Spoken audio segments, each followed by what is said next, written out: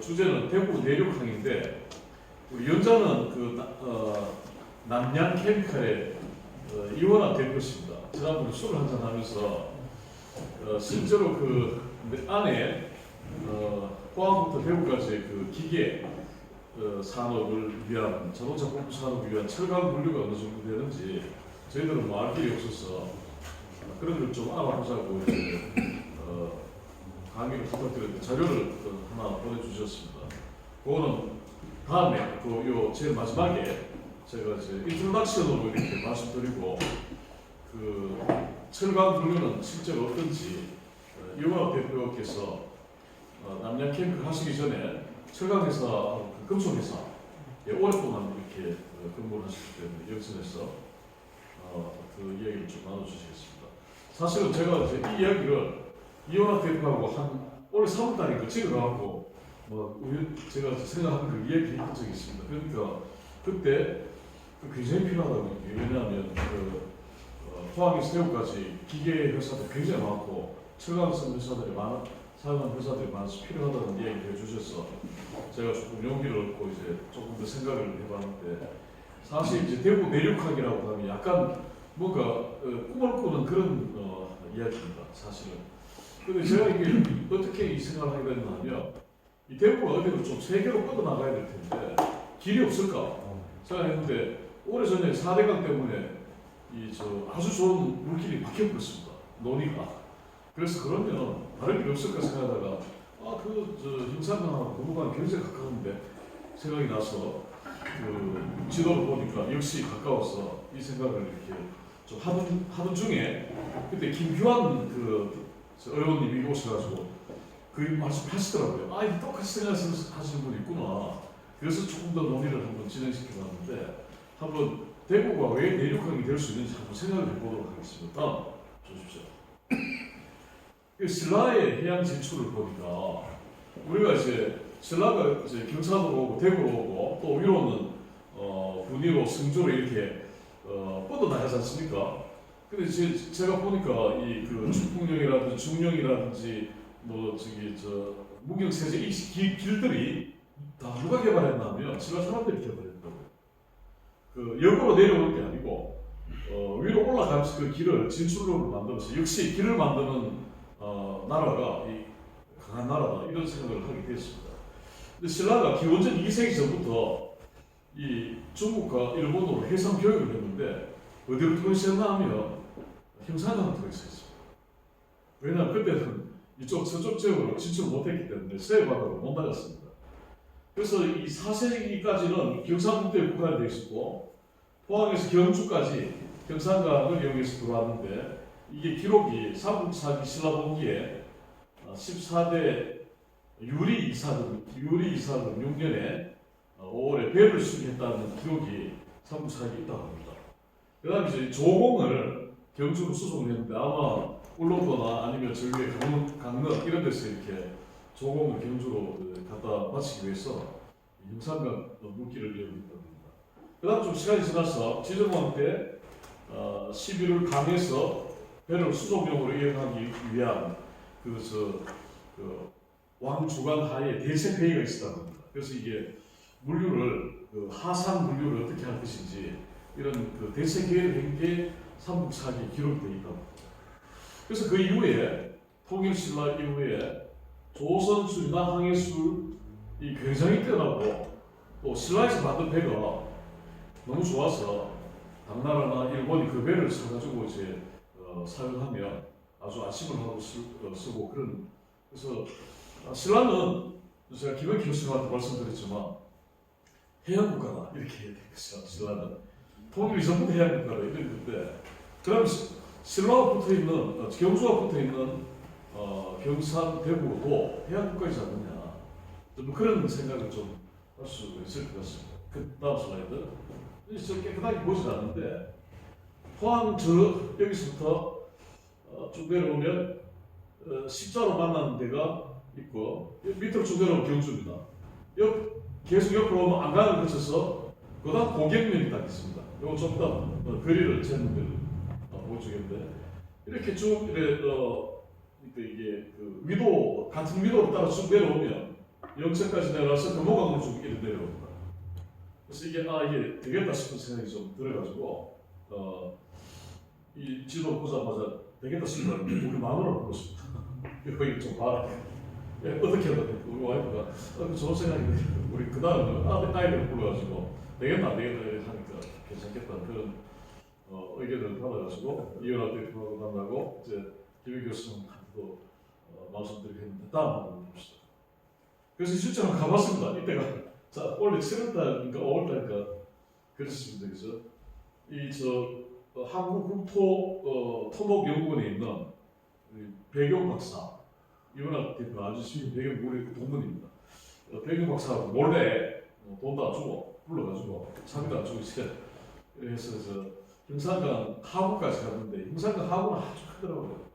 아주 크고 물이 많고 그래서 이게 위로 올라오면서 좀 쓸 수 있으면 좋겠다는 생각을 하면서 한번 갔다 왔습니다. 김현 교수님하고 같이 가서 기술적으로는 아무 문제가 없다는 그런 얘기를 들었습니다. 이 터널을 뚫고 백기를 만드는 데는 아무 문제가 없다는 얘기를 들었고 정치적으로 이게 해결이 되면 된다는 그런 얘기를 들었습니다. 운하를 통해서 운하를 통해서 목적은 항구를 만드는 것입니다. 그다음 그래서 내륙항이 뭔지 저는 몰랐습니다. 사실은 항구는 그 바다 항과 연안 부두하고 하안이 있습니다. 강에 붙어 있는 항구가 있는데 연안에는 파도가 치고 있어 방파제가 필요한 반면에 하안에는 이게 조수 간만 차이가 없고 태풍 피해가 없기 때문에 그냥 방파제 없이 저반 시설만 하면 되는 걸로 그렇게 되어 있습니다.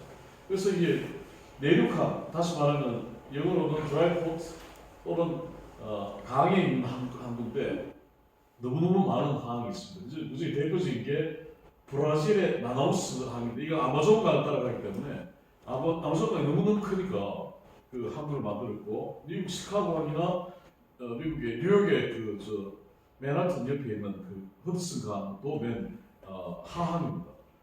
제가 조금 살펴본 게 독일 함부르크 항인데 이 대구하고 비슷해서 저 위에 세 개는 전부 그 바다에 가까운데 독일 함부르크 항은 한번 보겠습니다.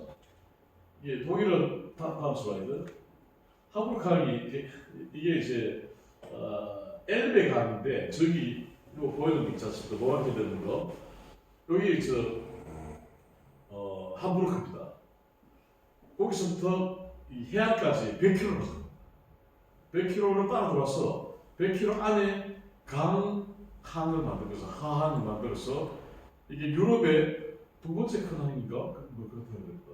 독일에서는 제일 큰 거고 유럽에서 제일 큰 항은 아마 그 암스테르담 항이 제일 큰 것 같습니다.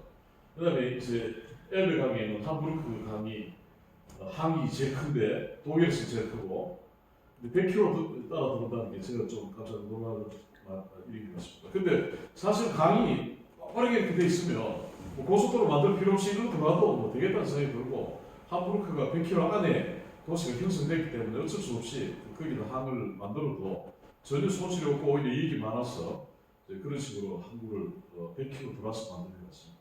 다음 슬라이드. 그래서 내륙항 찾아보니까 한국에도 내륙항을 만들려고 하는 국토교통부의 노력이 있습니다.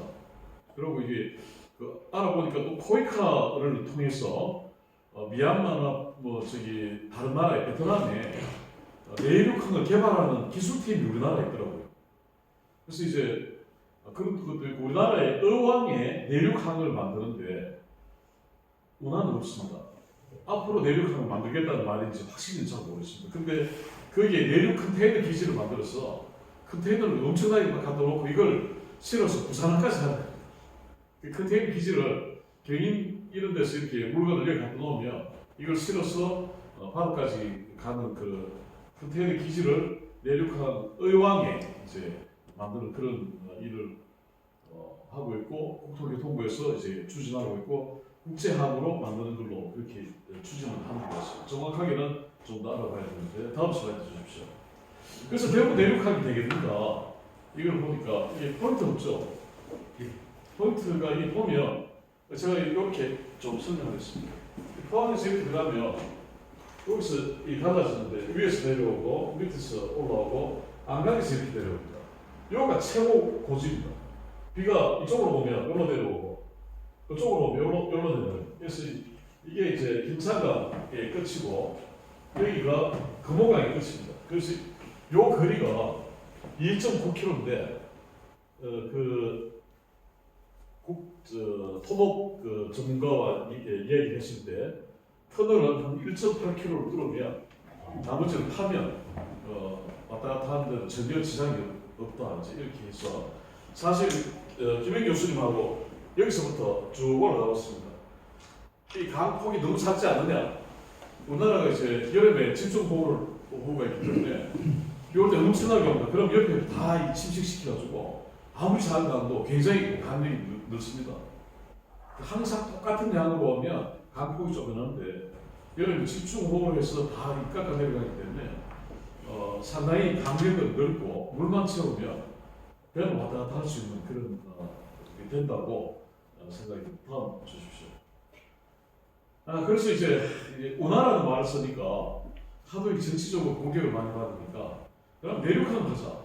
운하라는 말을 빼고 내륙항을 하면 제가 생각해보니까 이원학 대표님이 말씀하시겠지만 안강부터 영천, 경산, 대구까지 우리나라 대구에 선주산업도 많지만 기계산업이 많습니다. 이 철강의 물류가 어느 정도 해결되지 않을까 그건 조금 더 말씀드릴 것 같고요. 그래서 안강, 한강, 영천, 한강, 경산, 한강, 대구 내륙항을 다 만들자. 이런 생각입니다. 다음 주시면 내륙항이 되면 무슨 일을 할까 이렇게 생각해 보면 밖으로 나가는 거 아웃, 들어오는 거 인, 아웃은 요트, 포항, 울릉도 이런 데서 블라디보스토크, 일본, 호주, 알래스카, 하와이, 미국 이쪽으로 나갈 수 있습니다. 우리가 울릉도로 대구에서 출발했으면 갈 수 있겠죠. 요트 타고 자기 요트 타고 갈 수도 있겠고. 요트를 생각해 보면 대구가 250만에 1%가 요트를 가진다면 2만 5천 대가 금호강에 잘 이렇게 쓰게 되는 그런 할 수가 있겠죠. 적어도 한 아무리 못해도 한 10,000대 이상은.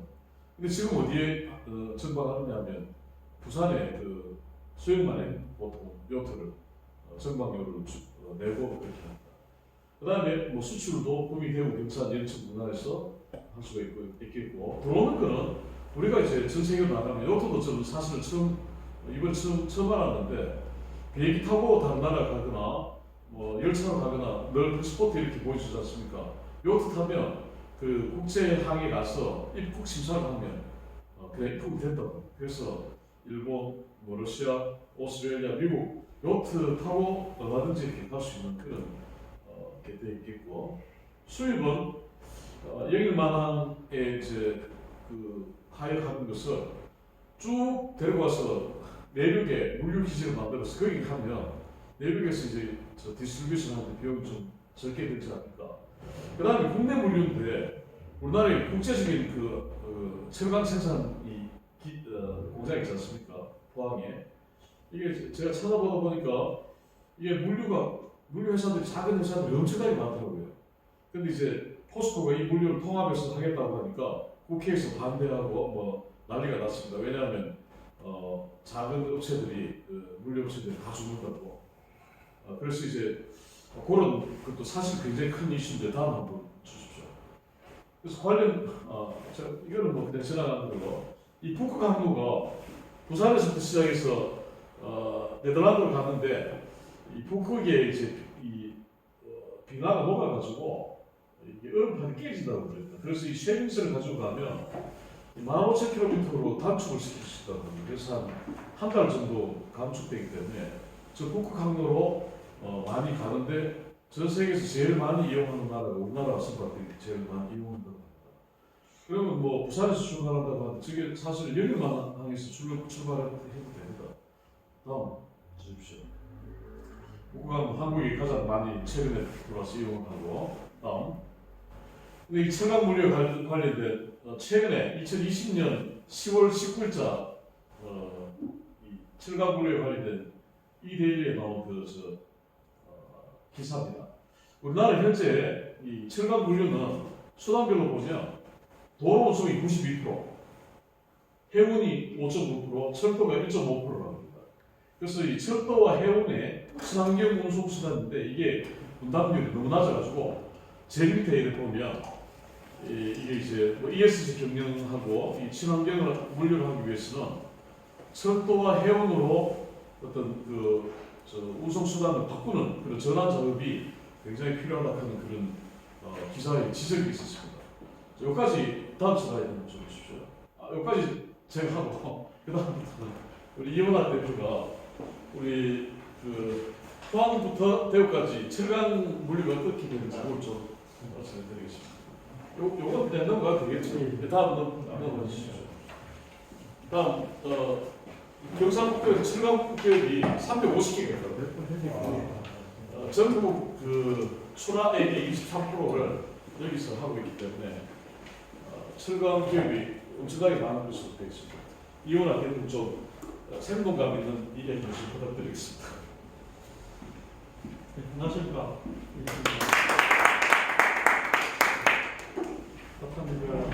제가 김상걸 교수님을 뵈면 동기지만 참 존경스러운 게 맞습니다. 고등학교 다닐 때부터 조금 남들과 다른 어떤 그런 봉사심과 어떤 본인 희생이 굉장히 많으신 친구라서 동기지만 참 존경하는 그런 교수님입니다. 오늘 또 이렇게 여러분들이 또 대구 발전을 위해서 이렇게 하시는데 저는 사실 아는 거는 별로 없습니다. 아는 것도 별로 없고 제조업체, 철강업체 한 15년 정도 근무를 하다가 나와서 이제 제 자영업을 일반류하고 마스터하고 공적으로 한 20년째 진행하고 있습니다.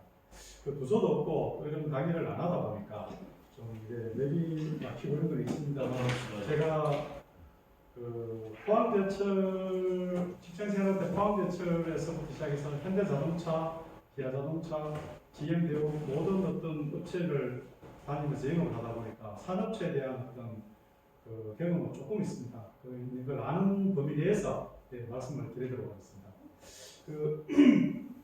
들은 말입니다만 천시부리지리로 지리부를 일어나고 말이 있던데 지금 어떻게 보면 뭐 때는 참 좋은 때인 것 같은데 지리도 대구가 어떤 내륙이라고 할 수 있지만 실질적으로 한 80km 정도의 포항이라 하는 어떤 바다를 끼고 있고 해서 그렇게 내륙만은 아닌 것 같습니다. 그리고 또 어떤 패러다임을 전환해서 김상걸 교수님 말씀하신 같이 이런 어떤 물기를 이용해서 이런 걸 한다는 건 사실 대다수 사람들은 생각도 못한 어떤 내용인데 이렇게 이야기를 해서 사실은 저도 사실 처음 들었을 때 상당히 혼란스러웠습니다. 의사님이 이렇게 이런 생각을 할 수 있을까 이런 생각을 했는데 이렇게 자꾸 생각을 하고 이렇게 회자되고 이야기를 하다 보면 또 말이 또 이렇게 시행이 될 수도 있는 날이 오지 않겠나 하는 생각을 해봅니다.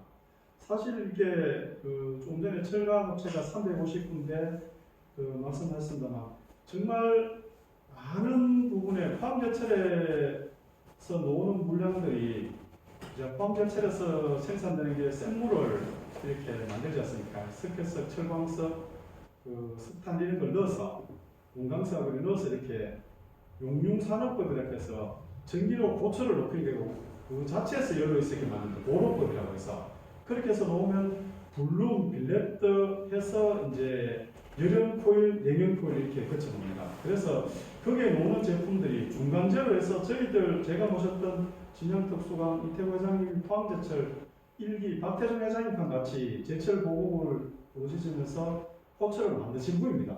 이구택 회장님보다 먼저 공장장을 하셨는 분인데 그때 이제 빌레떡하는 중간재를 가지고 와서 제가 근무하던 곳이 포항제철 아벤 공장과 같이 똑같이 환봉을 라운드바를 만드는 공장이 있습니다. 그래서 포항제철 다리 공장이라고 보면 됩니다. 그런 곳에서 15년을 근무해서 제가 이제 포항제철의 보로를 만드는 제품도 납품됐었고 우리가 만드는 제품이 차를 만드는 특수방제입니다. 그리고 보통 요즘 쌍용이 오번에 에디슨 모터스에 낙찰이 됐는데 쌍용차라든가 현대차에 들어가는 차축과 너클, 허브 이런 걸 만드는 소재를 아벤한 업체에 있습니다. 그래서 잠깐 제가 공부했던 걸 잠깐 설명을 드렸고 지금 대구 포항강 물길에 대해서 잠깐 말씀을 드리면 거쳐서 오는 것이 이제 안강, 경주, 영천, 경산, 진양, 자인, 그 다음에 대구, 성소공단, 더 낙동강을 이용해서 간다 그러면 뭐 국가 상강까지 가지만 그쪽 낙동강은 지금 현재로는 또 운하를 할 수 있는 그런 시기가 지금 현재는 아니기 때문에 차후에 설명드리기로 하고, 올라오면서 잠깐 말씀드리면 안강까지는 행산강을 이용해서 풍산금속이 바로 행산강 바로 앞에 있습니다. 풍산금속이 잘 아시겠지만 방산업체고 뭐 총알뿐만 아니고 자동차에 들어가는 부품도 풍산금속에서 만들고 있습니다. 차에 우리가 만드는 어떤 제네레다 모터의 케이스 같은 걸 거래를 합니다. 저희들 그 직장 생활할 때도 저희들도 풍산금속과 거래를 해서 풍산금속을 자주 드나들었습니다.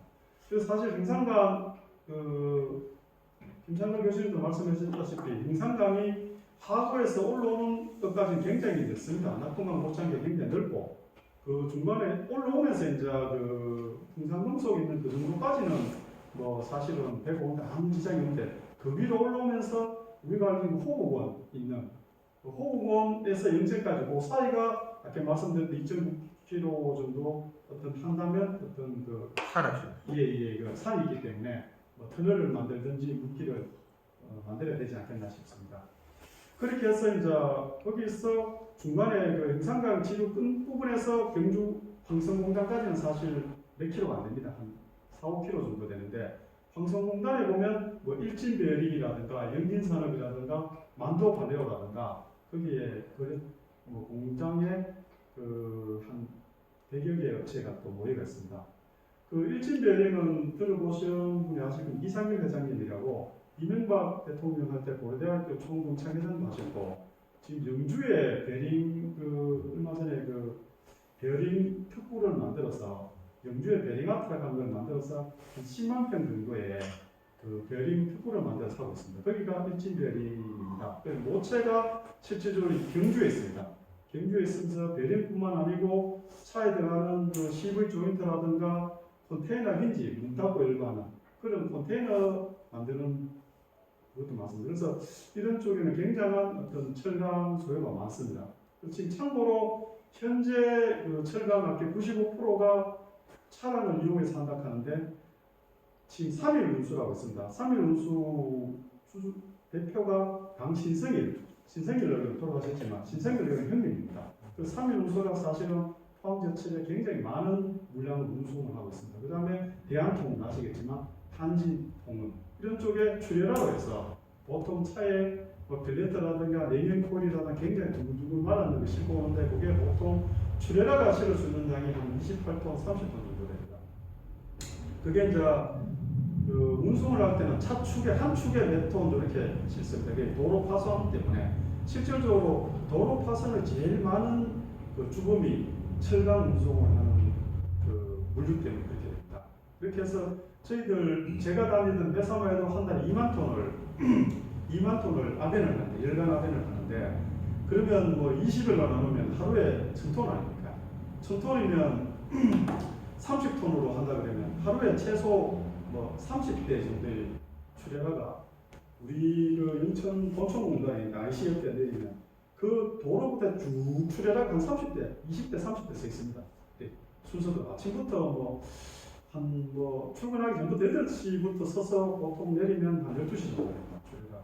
겐추리카는 큰 걸로 이렇게 떠서 이렇게 내리는데 어떤 우리 단일 회사 하나가 그런데 거기 뭐 지풍산업이라든가 영천에 보면 뭐 화신산업, 뭐 우신강업 이런 데는 와이로드, 철사같이 둘둘 말려있는 게 있지 않습니까? 그걸 와이로드로 합니다. 그걸 가져와서 신선을 합니다. 그 연로해서 쉽게 말해서 연로 소돈, 전문용어로는 구상화 소돈이라고 하는데 열을 800도 정도 가열을 해서 물렁물렁하게 만들어서 그걸 이렇게 그 대구에 있는 대한볼트나 볼트너트 찍는 집에서 무릎에 볼트너트를 찍을 수 있도록 해주는 그런 물렁물렁한 소돈 작업이라고 합니다. 어닐링 작업이라고 하는데 그런 업체가 영천에 서너 개가 있습니다. 그런 업체들도 한 달에 보통 5,000톤에서 7,000톤 정도 생산을 합니다. 그러면 그런 회사들도 거의 포항제철이나 아니면 일본에서 수입을 하는데 그 물량만 하더라도 뭐 사실 엄청난 포항 대구 간 국도를 만들었는 그 도로는 거의 철강 운송이 거의 70~80% 장악을 합니다. 그래서 어떤 그 이러한 백길이 만들어진다고 한다면 어떤 그거로 이동하는 것도 굉장한 물량이 될 것 같습니다. 경주까지 했고 영천에는 이제 제가 했던 진양특수강 포스코 벨렛대를 뭐 한 달에 한 2만 톤 정도. 그다음 진풍 우신강은 여기도 한 업체가 한 7천 톤 정도 해서 15,000톤 정도 되고 화신산업은 화신제작소, 화신산업 이렇게 해서 여기는 내년철강 프레스하는 업체들은 다 이런 철강을 씁니다. 내년철강과 열연철강의 차이는 거기까지 넓적하게 둘둘 말려서 이렇게 출혈에 앞뒤 두 개씩 싣고 오는 그게 보통 한 개가 10톤 정도 됩니다. 그걸 대구에 있는 태창철강, 신라철강 같은 데 슬리팅을 합니다. 폭이 좁게 슬리팅을 하는데 포항제철에서 볼 때는 넓게 이렇게 오고 있습니다. 그렇게 하고 있고 영천에 이제 또 세원전공, 세원산업, 뭐 한국, 명진 이런 쪽이 다 자동차 부품인데 어떻게 보면 이런 쪽이 철강을 많이 씁니다. 왜 어떻게 보면 영천이나 경산 쪽이 대구보다 더 많은 업체들이 있습니다. 그게 물류비 때문입니다. 그래 도로로 운송하는 쪽은 멀면 멀수록 운송비가 더 높아집니다. 톤당 계산하기 때문에. 그래서 대구에 있는 업체들이 아시아철강 같은 경우도 실질적으로 대구에 선송단이 있는 업체가 질량공단으로 갔습니다. 왜냐하면 가깝게 포항에 가까울수록 물류비가 적게 들어가니까 거기서 프레스하고 잘라서 스크랩은 버리고 제품을 자동차 부품 만들어서 울산으로 있는 현대자동차나 아산에 있는 기아자동차나 이런 식으로 이동합니다. 그래서 결국은 어떻게 보면 우리나라의 모든 제조업의 초창기에는 어떤 제조의 인건비나 이렇게 하지만 지금은 물류비를 굉장히 중요시합니다. 지금 잘 아시겠지만 뭐 미국에도 지금 뭐 LA 항이라든가 이런 데 지금 배가 뭐 몇십 대가 부두에 정박돼 있고 화익이 안 돼서 그 다음에 지금 우리나라에도 지금은 부산 신항만이 생겨서 그렇지만 부산 신항만 옆에 사상 장인공단으로 쭉 올라오다 보면 물금이라는 내륙 컨테이너 기지가 있습니다. 그 결국은 부산 항만에서 다 못하다 보니까 낙동강 하구 쪽으로 올라오면서 양산 쪽에 물금이를 하는데 땅을 밀어서 컨테이너를 재놓고 임시 기착지를 이렇게 하고 있습니다. 실질적으로 이런 물류 유통이 굉장히 중요하고 실질적으로 대구에 조금 빗나갔습니다. 대구에 테크노파크하고 뭐 현풍공단하고 이렇게 200만 평, 300만 평 개발을 해서 평당 100만 원 안 넘기려 99만 원에 분양을 했습니다. 다 됐지만 결국은 대구에 있는 평화전공이라든가 김창산업이라든가 대구업체가 나도 유일하게 들어간 게 현대중공업에서 들어와서 중간에 부도함 날락하는 걸 지금은 이제 배터리라든가 전기차 관련된 로봇 쪽으로 들어와서 지금 현대중공업이 돌리고 있습니다. 그래 외부에서 유입된 업체들은 별로 없습니다. 사실은 기존 대구에 있는 업체들이 성소공단에서 옮기는 것 같아요. 그런데 제 아는 선배도 이제 대구에서 학교를 졸업하고 대구에서 기업을 하고 싶어서 여기도 살려고 몇 번 왔었는데 결국은 포기하고 부산에 있는 미연공단이라고 부산의 경마장 옆에 부산에 내려가 보시면 경마장 옆으로 해서 진해 쪽으로 해서 전부 농가라든가 이런 게 전부 산이라든가 이래서 다 공단으로 개발됐습니다. 그런데 그 개발된 공단이 분양가 250만 원, 대구는 100만 원이 안 돼요. 공장을 하고 산업을 하시는 분들은 사실은 2배를 더 주고 듣고 있는 이유가 거기서는 바로 부산 신항이라든가 컨테이너 수출하는 데 도움이 된답니다.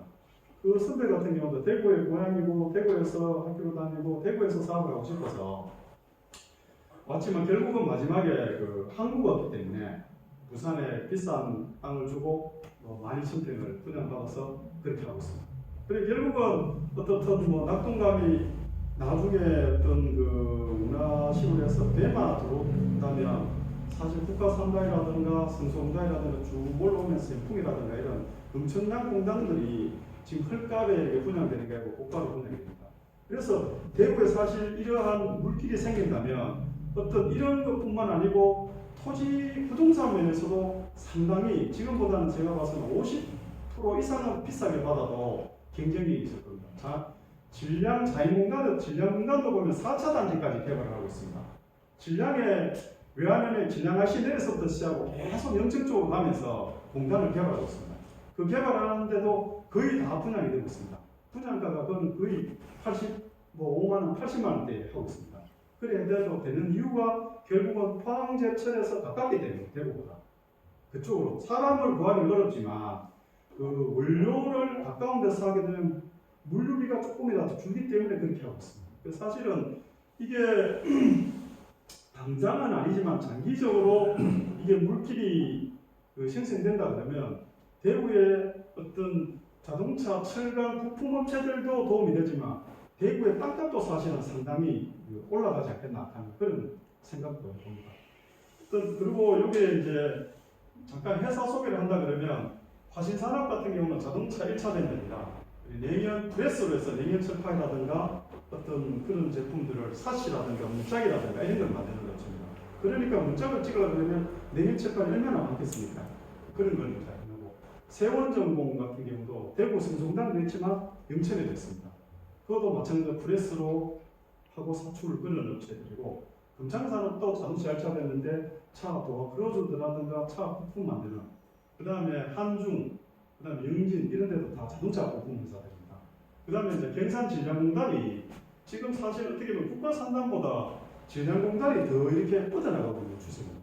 그게 아까 말씀드렸듯이 포항제철과 가깝다 하는 그런 위치고 그 뻗어나갈 수 있는 영천 쪽으로 뻗어나갈 수 있는 그 공간이 있기 때문에 계속 이렇게 뻗어나가고 있습니다. 그 다음에 잘 아시겠지만 조일 알루미늄도 결국 관계를 갖고 와서 녹화 갖고 뭐 철강도 똑같이 밀어서 이렇게 만들고 대형 알루미늄 그리고 아시아철강 아까 말씀드렸지만 아시아철강도 태창철강, 신라철강이 연 매출 1조 정도 매출하는데 아시아철강도 한 2, 3천억 정도 매출을 하는 업체입니다. 이것도 냉각 코일을 포항제철에서 받아서 슬리팅을 해서 폭을 좁게 좁아서 이렇게 해주는 업체들입니다. 그 다음에 효림산업이 유일하게 지금 그 국민의힘의 그 비례대표로 여성 의원을 하고 계시는 그분이 이제 효림산업 자동차 부품을 하고 있고 동원산업, 컴프레서, 그 다음에 아진산업, 화신 이런 데는 전부 자동차 1차 밴드들입니다. 1차 밴드뿐만 아니라 2차, 3차 밴드들도 많이 있습니다. 그냥 큰 업체들만 기록을 했습니다. 대구의 성송단과 국가산단, 테크노파크 이런 쪽도 마찬가지인데 이제 철강을 제일 많이 쓰는 곳은 태창철강, 신라철강 이런 데서 이제 내연 코일을 가져와서 슬리팅을 한다든가 팬다든가 해서 이렇게 공급을 하고 있고 평화발레오도 전부 브레이크 디스크 잡고 있는 차의 발통을 잡는 브레이크 라이닝 디스크가 전부 내연 철판을 찍어서 이렇게 조립을 하는 그런 제품입니다. 삼성모터스, 경산산업, 호텔 이런 쪽으로 해서 이루어지고 있습니다. 간략하게 제가 경험했던 어떤 그런 지식을 드리고 있습니다. 깊지 않는 건파에 했던 그런 내용인데 혹시 질문이 있으시면 말씀하시면 안 될까지 말씀을 드리겠습니다. 당진 이런 데보다 그 공장이 더 많습니까? 당진도 이제 포항제철이 포항하고 광양하고 이렇게 돼 있고 현대제철 속